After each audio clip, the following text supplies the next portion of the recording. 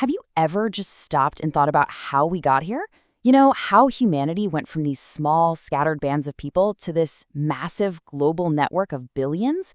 It is, without a doubt, one of the most incredible stories ever told. So let's dive in. Let's really unpack the essential building blocks that created the world we live in today. I mean, the journey is just immense, right? We started as primates, and over millions of years, one species, Homo sapiens, that's us, came to dominate the whole planet. So what were the big ideas? What were the key innovations that allowed us to build these huge, complex societies? Well, that's the puzzle we're going to solve together in this explainer. Okay, so first things first. Absolutely everything, and I mean everything, changes with one single revolution. And it wasn't about kings or grand conquests, not at first. No, it was about something way more fundamental: food. Specifically, the invention of agriculture in places like Mesopotamia, that fertile land right between the Tigris and Euphrates rivers. Think about it. Before farming, human life was all about the hunt. We were constantly on the move, following the herds, following the seasons. But agriculture just completely flipped that script. All of a sudden, by taming plants like wheat and barley, we could create our own food source. And that meant we stopped moving. We became rooted to the land. The trade-off? We could support massive populations all in one place. And what was the result of that? Well, you get cities, places like Uruk, which ballooned to a population of over 50,000 people. I mean, that number would have been totally unimaginable for our hunter-gatherer ancestors. This wasn't just a bigger tribe. This was a fundamentally new way for humans to live. But, and this is a big but, this progress came with a hidden cost. See, while farming gave us food security, the diet itself was way less diverse. It was super heavy on grains and pretty light on all the different proteins and nutrients we used to get. That, combined with much more repetitive, grueling labor, actually led to a physical decline. Get this, archaeologists have found that the average male height actually shrank from around 5'9" to 5'3". We basically traded the varied diet and the athleticism of a hunter for the security of the harvest. So now you've got tens of thousands of people living side by side for the very first time. This creates a whole new problem. How in the world do you keep a society like that from just collapsing into chaos? And different civilizations, well, they came up with wildly different answers to that question. Down in Babylon, King Hammurabi tried to solve it with a kind of brute force logic. He created this famous code of 282 laws and had them carved onto a massive stone slab for everyone to see.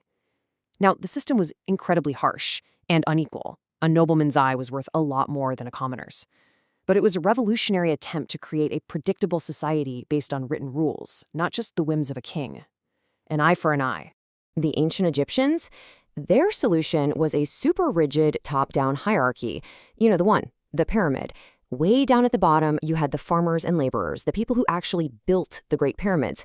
And at the very, very top, the pharaoh, who wasn't just a king, he was a literal god king. Every single layer of this society, from the scribes to the soldiers, was designed for one purpose: to serve the single person at the top. And then you have the Athenians, who just took a completely different path. To run their radical new democracy, they used a process called sortition. They actually believed that elections just led to bribery and corruption. So what did they do? They chose their 500-person ruling council by a random lottery. Can you even imagine that today? Picking a government official's name out of a hat? To them, it was the purest, fairest form of democracy. But, you know, building a civilization isn't just about food and laws. That's kind of like the hardware. You also need a shared software, a common set of beliefs, philosophies, or religions that gives everybody a sense of purpose and meaning. It's really the glue that holds the whole thing together. The Greek philosopher Plato, for example, absolutely hated the Athenian idea of random selection. He argued that society should be led by the wisest, most rational person you could find, what he called a philosopher king. For Plato, the ideal state wasn't about divine right, and it certainly wasn't about random chance. It was all about pure, unadulterated reason. Meanwhile, way over in India, Siddhartha Gautama was offering a radically different perspective. After leaving his life as a wealthy prince, he discovered that the answer to suffering wasn't in trying to restructure society, but in restructuring the self. The Buddha taught that true peace comes from within, by overcoming your own desires. It's such a profound contrast to the power struggles that were shaping all these other empires. And sometimes a single vision, a single moment, could change everything. The story goes that the Roman Emperor Constantine saw a vision of a cross in the sky right before a major battle. He won, and he embraced Christianity. The result was the Edict of Milan, which ended the terrible persecution of Christians and set the entire Roman Empire on a path to becoming the center of Christendom. Just like that. So, okay, you've got these powerful, super well-organized civilizations, each with its own strong set of beliefs. What happens when they finally run into each other? Well, inevitably, they clash. But conflict, believe it or not, isn't the whole story. They also learn from each other, they trade, and sometimes they even make peace. And when they did clash, it was on an epic scale. The Battle of Kadesh was basically an ancient world war. You had Ramesses II of Egypt with his 20,000 men going up against the Hittite Empire's 40,000. These new civilizations could now mobilize armies on a scale that was just impossible before, and it led to some of the bloodiest conflicts in human history. But what happened after that bloody stalemate is maybe even more important. 16 years after the battle, the Egyptians and the Hittites did something incredible. They signed the world's first known international peace treaty. They basically realized that all-out war was just too costly for everyone, and this peace kicked off an era of cooperation where they shared knowledge about things like metalwork and farming, and both empires actually prospered because of it.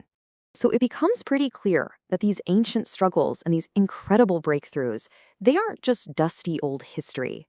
Not at all. They are the literal foundation of the systems that we all live in today.